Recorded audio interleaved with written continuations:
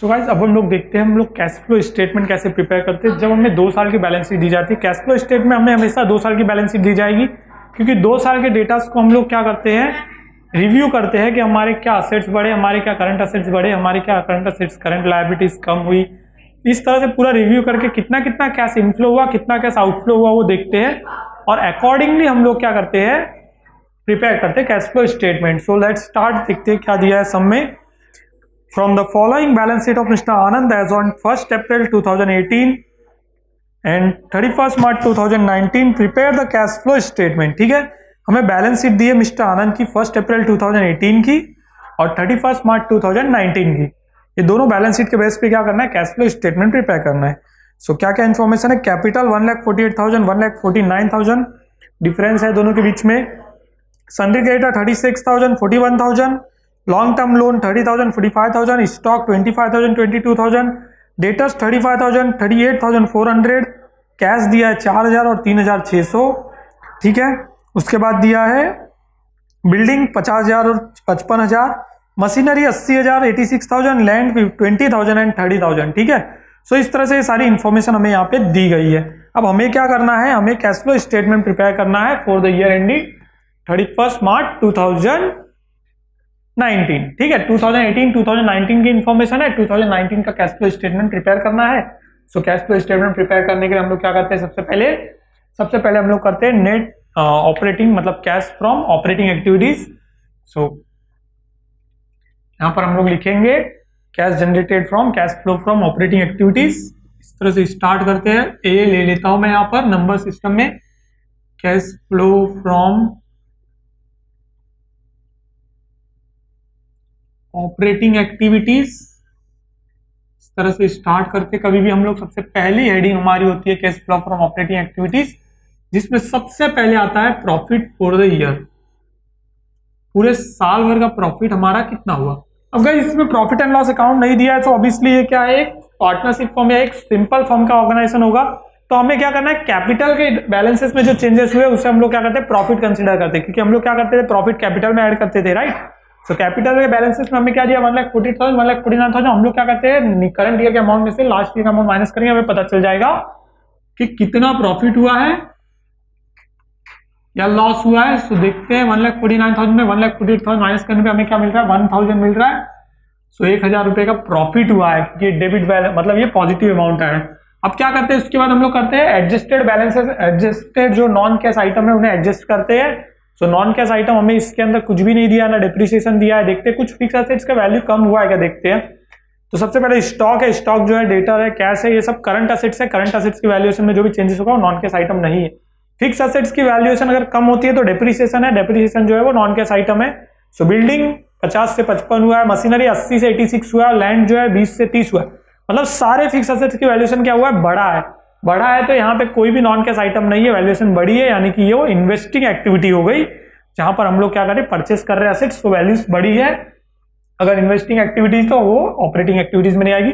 So non cash item और कोई है नहीं, तो हम लोग क्या करते हैं, current assets and current liabilities देखते हैं। सो गाइस सबसे पहले देखेंगे क्या दिया है करंट असेट्स करंट लायबिलिटीज में। स्टॉक दिया है 25,000 22,000। तो स्टॉक क्या हुआ है, 3,000 कम हुआ है। जब भी स्टॉक कम हो रहा है हमारे लिए क्या है, कैश इनफ्लो हो रहा है, पैसा आ रहा है अंदर। सो हम लोग यहाँ पे add increase in the value of stock, increase in the value of stock. Stock की वैल्यू बढ़ी है, कितनी बढ़ी है, 3,000 बढ़ी है। स्टॉक की वैल्यू बढ़ी है कि कम हुई है, ध्यान दीजिए, स्टॉक की वैल्यू कम हुई है, राइट। कम हुई है तभी कैश इनफ्लो हुआ है ना हमारे पास।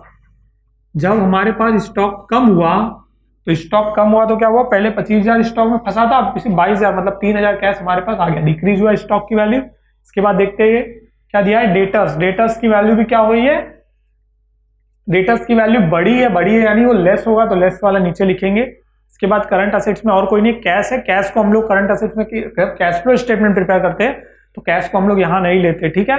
इसके बाद क्या दिया, कैपिटल है, कैपिटल हो गया। लॉन्ग टर्म लोन, क्रेडिटर्स, तो क्रेडिटर्स की वैल्यू देखते क्या है, बड़ी है। क्रेडिटर्स बड़े हैं मतलब हमारे लिए क्या हुआ है, कैश इनफ्लो हुआ है। So add increase in the value of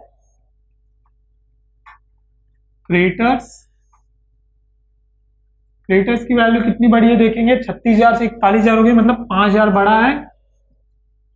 ठीक है, अब हम लोग को लेस करना है तो इसलिए पहले ये ऐड कर देते, 5 3 8 और 1 9,000 हो गया। अब हमें क्या करना है, यहाँ पे लेस करना है। लेस क्या करेंगे, तो डेटर्स की वैल्यू क्या हुई, बड़ी थी, मतलब डेटर्स में पैसा और फंस गया, यानी आउटफ्लो हुआ है पैसा। So increase in the value of debtors.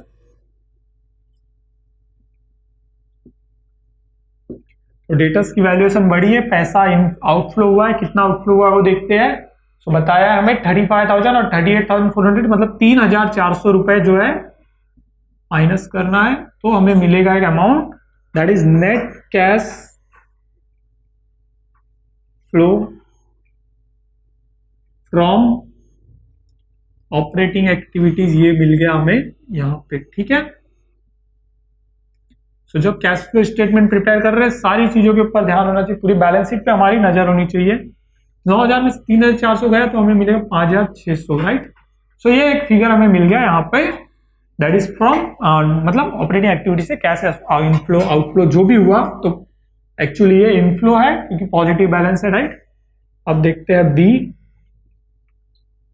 Cash flow from investing activity. इसके बाद आता है इन्वेस्टिंग एक्टिविटी, जहां पे हमने कहीं कुछ इन्वेस्ट किया हो या फिर कहीं से पैसा डाइवेस्ट किया हो, मतलब निकाला हो या फिर इन्वेस्ट किया हो। सो देखते हैं इन्वेस्टिंग एक्टिविटी जो है वो पूरे फिक्स असेट से रिलेटेड है। फिक्स असेट्स या फिर कोई लॉन्ग टर्म का लोन है, सॉरी लोन नहीं, लोन जो है वो फाइनेंसिंग एक्टिविटी है। यानी फिक्स असेट्स अगर हमारे कोई भी बड़े हैं तो हमें क्या करना है, लेस करना है, और अगर कम हुए हैं तो हमें क्या करना है, यहाँ पे ऐड करना है। क्योंकि जब जब भी फिक्स असेट्स बढ़े हैं मतलब हमारा कैश गया है, हमने पैसा उसमें इन्वेस्ट किया है, और जब जब भी फिक्स असेट्स कम हो रहे हैं या फिर इन्वेस्टमेंट कम हो रहा है तो हमें पैसा आ रहा है। सो देखते हैं फिक्स असेट्स क्या है। इन्वेस्टमेंट तो हमें कोई दिया है नहीं बैलेंस शीट असेट साइड में। फिक्स असेट्स है बिल्डिंग, मशीनरी, लैंड, तीनों की वैल्यू क्या हो रही है, बड़ी है, यानी तीनों चीजें जो है वो लेस होने वाली चीजें हैं। सो लेस होने वाली चीजें, ऐड होने वाली चीज कोई है ही नहीं यहाँ पर। सो स्टार्ट हमें लेस से ही करना है डायरेक्टली। सबसे पहले क्या दिया, building. So purchase of building बोल देते हैं यहाँ पर हम लोग, क्योंकि कोई भी डिप्रिसिएशन से रिलेटेड इंफॉर्मेशन नहीं थी और असेट्स की वैल्यू बढ़ी है, मतलब हमने परचेस किया है 50 से 55, मतलब 5,000 से परचेस किया है। सारे का है अमाउंटिंग फिगर क्या होगा, ब्रैकेट में होगा क्योंकि ये लेस हो रहे हैं हम लोग। इसके बाद दिया है मशीनरी, उसका भी वैल्यूएशन क्या हो, 6,000 बढ़ा है, मतलब परचेस ऑफ मशीनरी कर लेंगे हम लोग।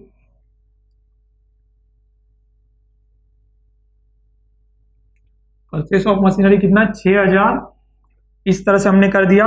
इसके बाद हम लोग क्या करेंगे, लेस परचेस ऑफ मशीनरी के बाद परचेस ऑफ लैंड 10,000, वो ले लेते हम लोग। इसके बाद परचेस ऑफ लैंड 10,000। इसके बाद कोई भी फिक्स असेट्स नहीं है ना लॉन्ग, कोई इन्वेस्टमेंट है जो हमने किया हो, तो नई इन्वेस्टमेंट डाइवेस्ट हुआ है ना इन्वेस्ट हुआ, इतनी ही इन्फॉर्मेशन है। सो हमें यहाँ पे फाइनल टोटल मिल जाएगी, that is net cash flow from investing activities. और पूरा का पूरा कैश जो है वो क्या हुआ है, नेगेटिव फ्लो में गया, मतलब पूरा कैश हमारे पास से गया ही है इन्वेस्टिंग एक्टिविटी में। 5 है और 6 11 और 10 21,000 रुपए नेगेटिव हुए हैं। वो किस वजह से हुए हैं, इन्वेस्टिंग एक्टिविटी से। सो कैश फ्लो स्टेटमेंट जब हम लोग प्रिपेयर करते हैं हमें पता चलता है हमने अपनी ऑपरेटिंग एक्टिविटीज में क्या कैश इनफ्लो आउटफ्लो किया है। सो इनफ्लो आउटफ्लो सब करने के बाद भी 5,600 क्या था, पॉजिटिव बैलेंस मिला था। इन्वेस्टिंग एक्टिविटी में 21,000 रुपए हमने फंसाया है पूरे साल भर में। और उसके बाद है last one is that is cash flow from financing activity. Finance से related insurance, sorry financing activity में इंटरेस्ट या फिर लोन से रिलेटेड सारी चीजें आ जाती है। सो फाइनेंसिंग एक्टिविटी से क्या कैश फ्लो फ्रॉम हुआ है। सो गाइस देख लेते हैं हम लोग, हमने क्रेडिटर्स ले लिया, कैपिटल ले लिया, यहाँ पे स्टॉक डेटा सारी चीजें ले चुके हैं हम लोग, सिर्फ लॉन्ग टर्म लोन बचा है। और लोन क्या हुआ है हमारे पास, बड़ा है, मतलब लोन हमने लिया है इस बार, और 30,000 था पहले, अब कितना हो गया 45,000, मतलब 15,000 का लोन लिया। तो लोन लिया तो क्या हुआ, पैसा आया, मतलब कैश इनफ्लो हुआ है 15,000 का, तो ऐड होगा वो भी। सो इनफ्लो ऑफ लोन या फिर लोन टेकन भी आ सकता है, inflow of long term loan. So guys loan हमने लिया, ऐड होने वाली चीज है, ऐड कर देते हैं कितना 15,000, और यही हमारा फाइनल में आ जाएगा क्योंकि और कोई एंट्री इसके अंदर नहीं है। So net cash flow from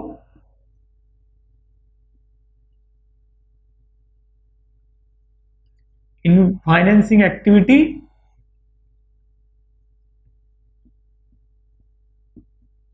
ठीक है, 15,000 हमने ले लिया बाहर।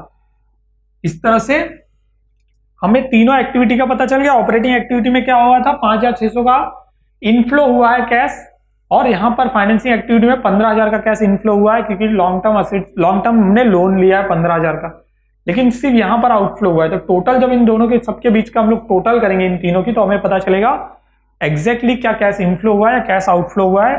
सो टोटल कैश फ्लो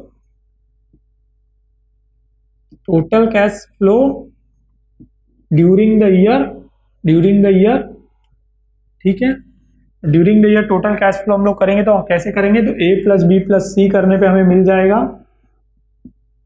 ठीक है, ए प्लस बी प्लस सी, ए जो है cash flow from operating activity 5,600, ये और ये, इन सबको तो 15, 5, 20 और 20,600 यानी 21,000, यानी कि नेगेटिव हुआ है हमारा कैश फ्लो हुआ है टोटल, वो क्या हुआ है, 400 रुपए नेगेटिव हुआ है। मतलब हमने पूरे साल भर में जब जहां से भी जो एक्टिविटी से पैसा आया, जो एक्टिविटी में पैसा गया, उस सब निकालने के बाद भी 400 रुपए का नेगेटिव कैश फ्लो हुआ है। ठीक है, इसके बाद हम लोग क्या करते हैं, इसमें ऐड करते हैं opening capital of cash account, opening cash balance. ठीक है, ये हमें क्या करना है, यहाँ पे ऐड कर देना है ताकि हमें पता चले कि एक्चुअल क्या कैश पोजीशन है हमारी अभी।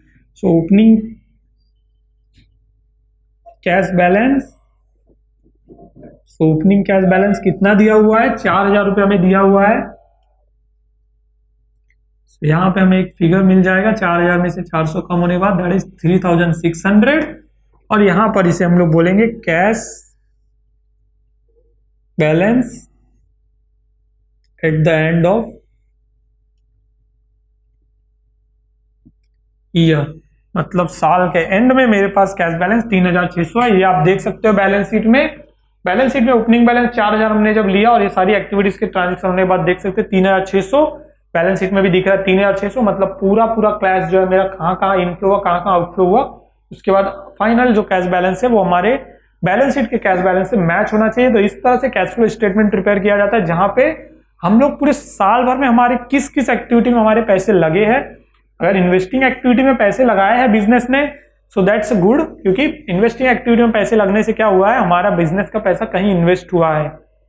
ठीक है, ऑपरेटिंग एक्टिविटी में क्या बराबर हमारे पैसे लगे या नहीं, ये सारे एनालिसिस करने के लिए कैश फ्लो स्टेटमेंट बनाया जाता है, जहां पे कैश रिलेटेड सारी एक्टिविटी को मॉनिटर किया जाता है और उसे कंट्रोल करने की कोशिश की जाती है कि कहां पे हमें कंट्रोल करना है और कहां पे हमें क्या करना है, बढ़ाना है हमारा कैश इनफ्लो, राइट। सो इस तरह से कैश फ्लो स्टेटमेंट प्रिपेयर करते हैं।